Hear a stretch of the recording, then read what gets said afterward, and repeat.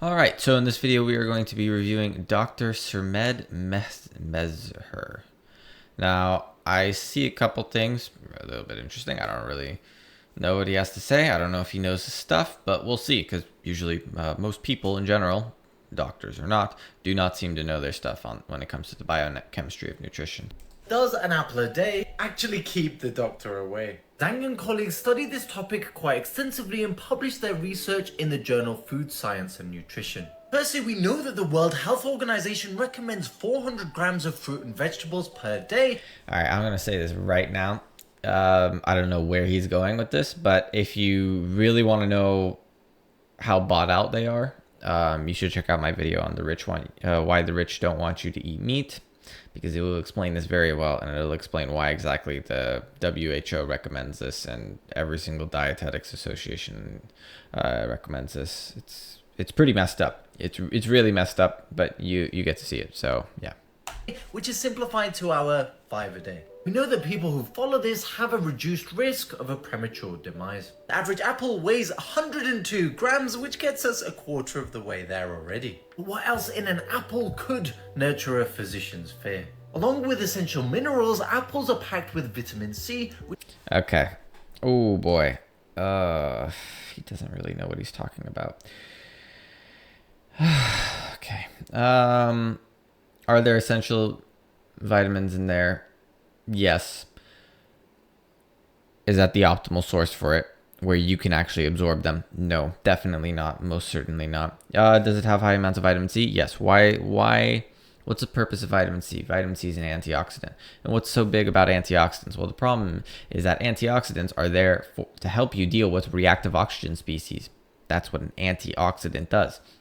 Now, why exactly do we want high amounts of reactive oxygen species to be dealt with? We don't. We don't have that problem. We don't have tons of reactive oxygen species going around in our body as much. That's why we produce way less antioxidants ourselves. We are if we aren't going through constant glucose oxidation. If we're going through constant glucose oxidation, which you will do with an apple because you're stimulating insulin, then you will definitely produce more reactive oxygen species, which your body does not want to deal with.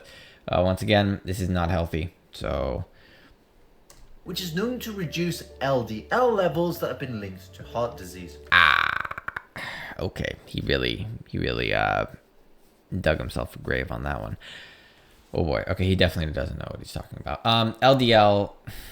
What's LDL? LDL is low density lipoprotein. VLDL is just very low density lipoprotein. LDL is not a cholesterol. LDL carries cholesterol. VLDL is not a cholesterol. VLDL carries triglycerides. They both have different functions. Now the thing is, it says reduce LDL levels that have been linked to heart disease. No. Okay, first off, we already know that LDL actually helps deal with heart disease. And why exactly is that? Well, because LDL is the carrier for cholesterol, which, by the way, cholesterol is very important in making all the androgens, which is testosterone and DHT, the estrogens, estrone, estradiol, estriol, the glucocorticoids, meaning cortisol and corticosterone, the aldosterone, important in regulating blood pressure, allopregnenolone, important in mood, as well as pregnenolone, important in the development, more specifically during pregnancy of children, adolescents, babies. So once again, yeah, cholesterol is very important. And you might say, well, what exactly? That still doesn't mean that it's very healthy for you, because clearly it's very bad. No, lowering your LDL will definitely increase all-cause mortality. We already know the Minnesota Coronary Heart Survey showed exactly this. And what they ended up finding is, yes, not only did increasing LDL actually manage to increase your chance of not dying, decreasing LDL by 30 milligrams per deciliter increased all-cause mortality by 22%. Now that is such a substantial number that you would realize, in comparison to the cholesterol we have today, supposedly healthy cholesterol today compared to back then. Back then, 300 was healthy. Today, 190 or 170 or something is supposed to be healthy and below. So if we look at just the difference in cholesterol, that's over 100% increase chance in mortality, all-cause mortality today, because we're doing this. And oh, what a surprise. Tons of people, obesity epidemic, tons of people, heart attacks, dying. Heart attacks are the #1 killer. Tons of these things are not healthy. And if you look at this from just a biochemistry standpoint, well, why exactly would this be such a big deal? We already know it doesn't just have to do with LDL being lowered by polyunsaturated fats. We know polyunsaturated fats are more susceptible to lipid peroxidation. Once again, this is not healthy because you are stimulating a inflammatory response, because you're producing more malonaldehyde whenever that lipid peroxidation occurs. And if that's on the surface of the cell, you cause necrosis of the cell, which is another way of saying stimulating an inflammatory response, which you don't want to do because, once again, inflammation is damaging in the process. It's not helpful. So, yeah, he really does not know his stuff on this one. This is sad, but okay. We also know they have polyphenols, which have anti-inflammatory and antioxidant and weak evidence for antiviral effects. Oh my god. I already... Okay. Vitamin C, once again, competes with glucose in terms of absorption. So actually, if you want to reduce the amount of absorption of vitamin C that you're getting, then eat more fruits and vegetables, because you're increasing the amount of glucose that you have, and increasing the amount of glucose actually decreases vitamin C absorption. And by the way, meat does have vitamin C, so once again, and not only that, what else did he say? Okay, antioxidants. I already explained antioxidants. Hopefully that's pretty obvious. Anti-inflammatory. Once again, no. I already explained how that works. Oh, Jesus, is really, really poor. Well, specifically, they can contain something called flavonoids, which can help regulate blood sugar levels. Oh my God, dude. No.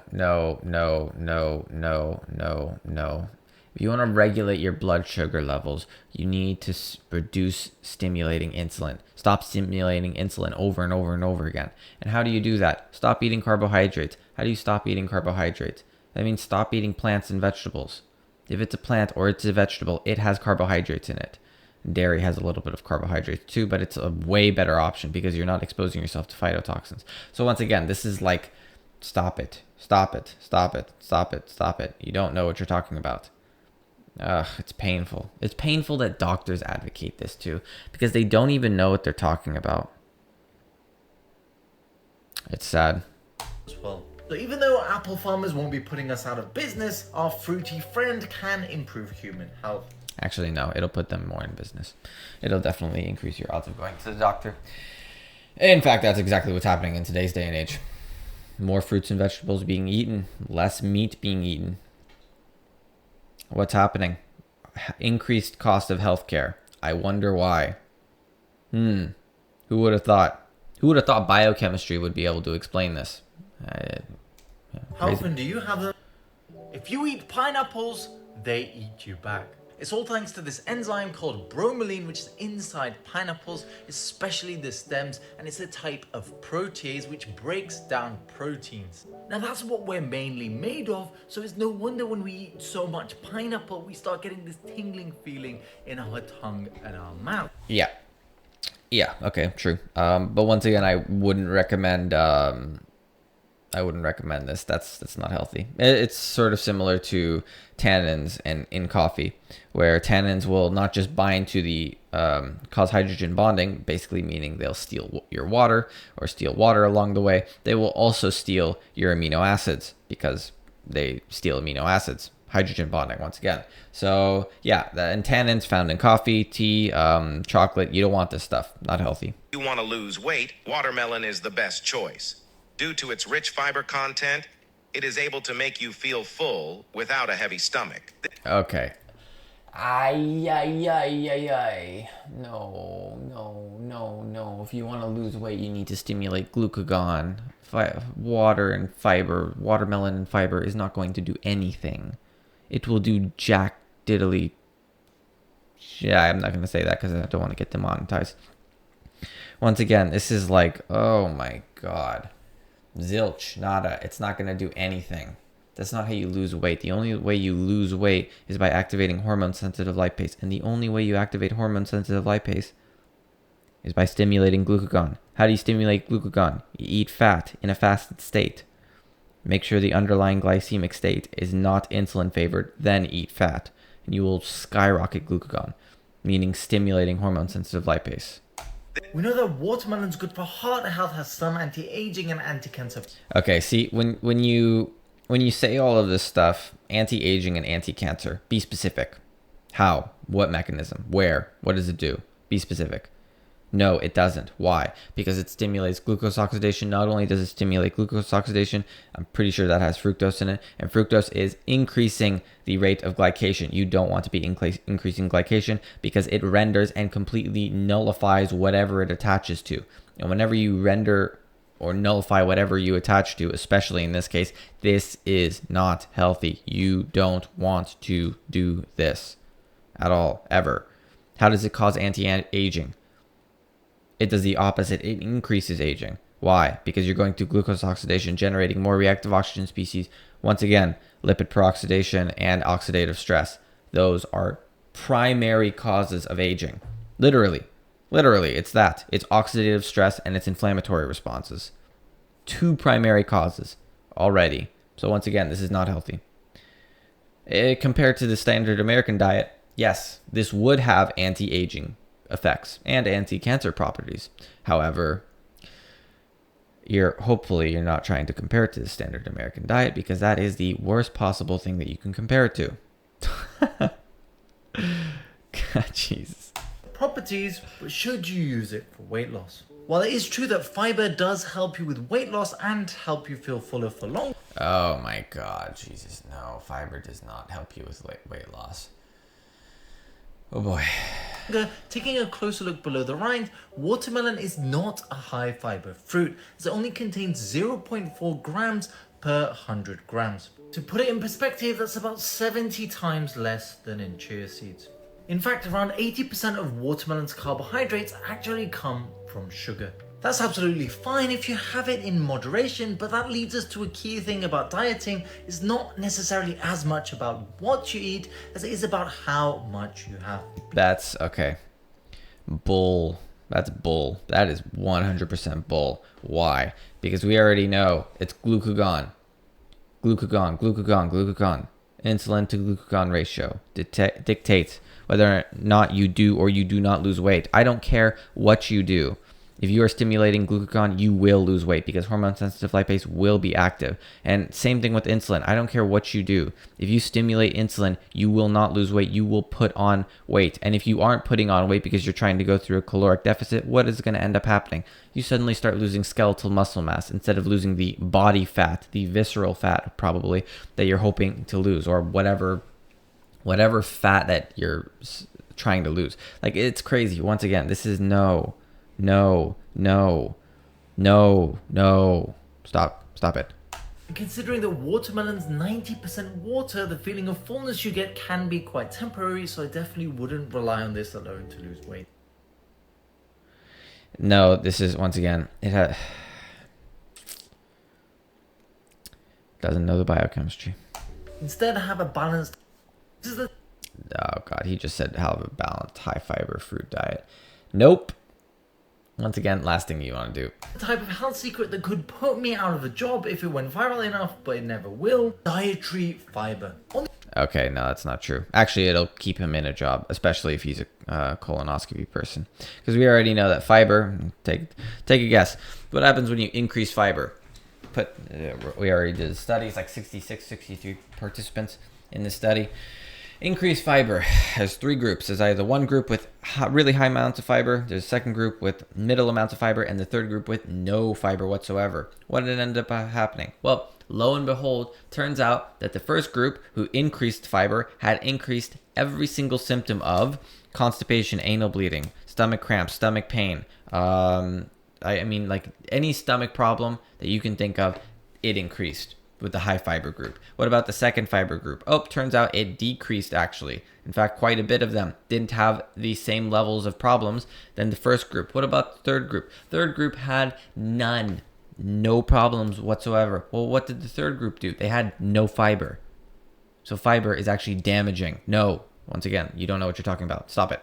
Only 1 in 10 people in the US get enough of it, even though it's been linked to burning belly fat, reducing insulin resistance, increasing heart. Why does it reduce insulin resistance? It's because it reduces nutrient absorption.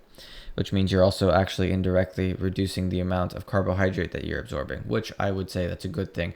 But at the same time, I would say once you don't want to be even absorbing any of it in the first place because it is damaging to the gut.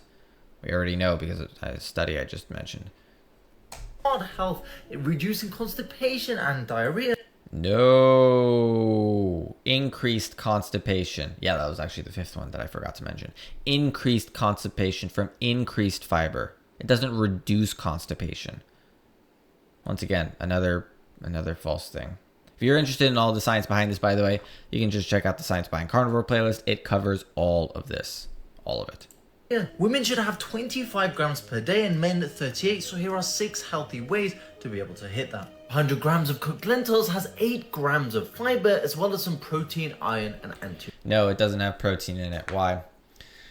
Because turns out plant protein is not actually that bioavailable. In fact, it's not only not very bioavailable, it's also very, very imbalanced when it comes to the amino acid profile, meaning the amino acid profile is insanely, and I mean ridiculously imbalanced. And if you know how amino acids work, I'm not going to explain it in this video, unless you just keep harping on protein, then I'll explain it. But otherwise, no. If you know how amino acids work, that means nothing. Even if you have 100 grams of fiber out of plants, I don't care. You're only getting 9 grams of it because that's how difficult it is to even absorb the amino acids, specifically the protein in it. Iron, no, you're not going to absorb that iron because it has oxalates in it, and we already know oxalates are very, very high affinity when it comes to binding minerals. And not only that, plants have tons, and I mean tons and tons of different ways to prevent you from absorbing iron, and that could be from phytic acid phytates, which will literally form a complex around that iron, non-heme iron, prevent it from being actually absorbed. And the second one is antioxidants. I already covered antioxidants, I think, so yeah, I'm not going to explain that one. Yeah, once again, BS. Antioxidants. Berries are high in vitamin C, vitamin K, and contain about 6... Vitamin K, which kind? Vitamin K1. Less bioavailable once again. Vitamin K2, way more bioavailable. You don't want K1. K1's found in plants. You want K2. K2 is found in meat. Once again, it's 6 to 8 grams of fiber per 100 grams. Quinoa is a great high fiber alternative to rice, which has about 3 grams per 100 grams when it's cooked, but also has around 15 grams of protein per 100. Yeah, once again, if you understand how protein works, you'll know why vegans look emaciated. It's because they can't actually absorb any of the protein. They can't absorb any of the amino acids. And the amino acids are not only not absorbed, they're in such low concentrate in terms of the balanced profile. It's not even close to a balanced profile of essential amino acids. So 100 grams of avocado has 7 grams of fiber and is also packed with healthy fats and vitamins. Healthy fats, be specific. Polyunsaturated fats. Polyunsaturated fats are not healthy. Why? Because we already know they're more prone to lipid peroxidation. We already know linoleic acid just is a great example. Linoleic acid, what is it? We already know it gets converted into arachidonic acid, which is insanely inflammatory. So we don't want linoleic acid from plants. But what's the difference between linoleic acid from plants and linoleic acid from meat? Meat has the conjugated version. Why is the conjugated version such a big deal? Because it ignores that insanely inflammatory step. It isn't inflammatory. So once again, you want it from meat. You want your linoleic acid from meat, not from plants, because plants have it in insanely inflammatory. It's just, oh my god, it drives me crazy. Beans are also packed with vitamins. They're packed with lectins too. You don't want lectins. Actually, they're not really packed with vitamins. I'm going to tell you that right now. They're not. No. Vitamins and have between 4 and 6 grams of fiber per 100 grams with slow release sugars. But chia seeds are the king with 34 grams per 100 grams, but soak them first. Here are 6 You don't want seeds. Don't eat seeds. weight loss myths that everyone should know to ignore. Eating artificial sweeteners aids weight loss? Nope. There are at least 3 explanations of why that is. The first is having artificial sweeteners makes you crave sweeter things more regularly. The second is that it may encourage low quality diets as they usually replace sugar in highly processed foods. And the third thing is that it can actually interfere with your gut's good bacteria and change the way you absorb nutrients. At the very least, I'll say don't have artificial sweeteners. So I'll agree with him on that one. That's one good part at least. A calorie is a calorie. Nope. Sometimes more calories could keep you full for longer and have less hydrogenated fats. At the very least, I'll agree with that. I'll 100% agree with that statement. Yes, a calorie is not a calorie because the body is a very very selective thermodynamic machine. So insulin to glucagon, that's literally why. So once again, either an anabolism or catabolism. You should skip meals. No. Eating food late at night will make you gain weight. No, it's... Yes, don't listen to this. That's not true. You should you skip meals? Just eat whenever. If you're eating meat and only meat, then eat whenever you feel like it's necessary.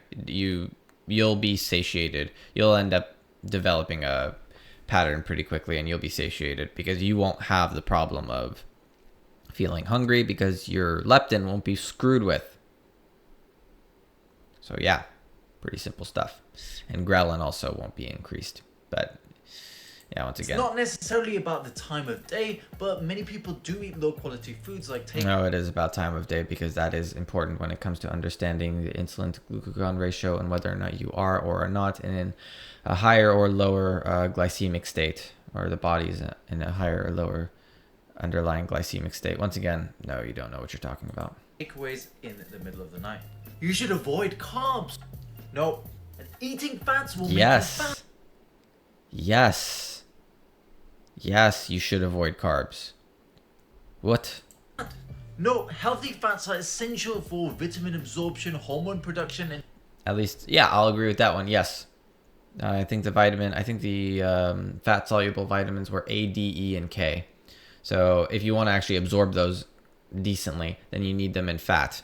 Oh, and that, by the way, that's also another reason why you absorb less vitamin K from plants. Once again, because you don't get much fat. And where do you get that fat from? That's right, you get it from meat. You don't get it from plants. And yes, he is correct. I would say cholesterol is very important when it comes to synthesizing hormones. Once again, I think I already explained that before. So yeah, once again, this is I will agree with that one. Fat, specifically cholesterol, is very important in order to synthesize hormones. How did this woman's vegan diet end her life? Yana Samsonova was a huge advocate of an extreme vegan raw diet where she only ate exotic fruits, sprouts, sunflower seeds, and fruit smoothies.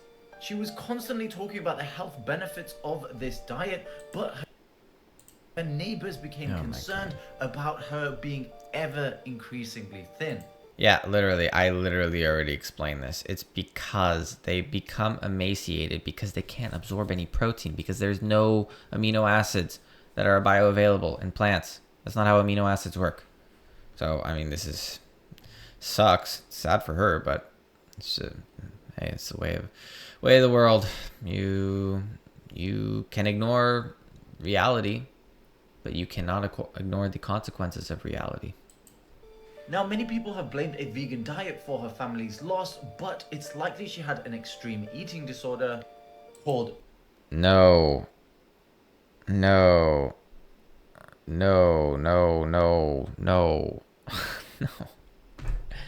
already know what happens.